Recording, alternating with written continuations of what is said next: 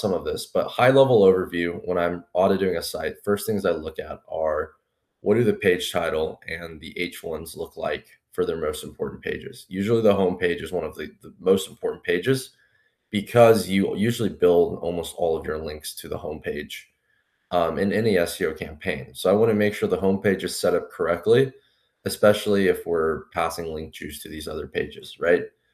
So I just have this Ahrefs plugin here. The title is actually is pretty good.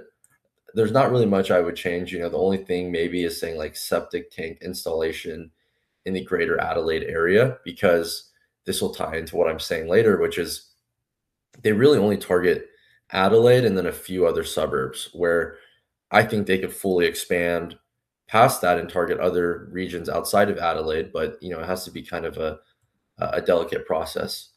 Now, where there's a lot of, I guess, some issues is this actually is fine. The H1 tag is fine. So I usually always check the page title and the H1 tag first, and both of them pass with flying colors, right?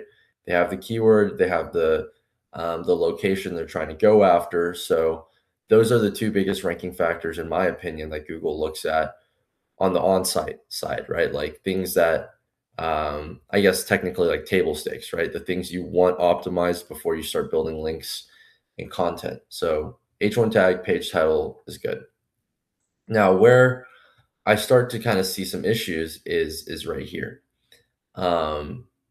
This content right here, this is all an H3 tag, H4 tag, stuff like that. So you see there's not really much paragraph content. The reason that's an issue is because these H1 tags, H2 tags, H3 tags, in my opinion, are meant to tell Google exactly, the format of the content, how the content is laid out, right? You're only supposed to really have one H1 tag because that's the most important topic. Like that tells Google, what's the most important topic on this page.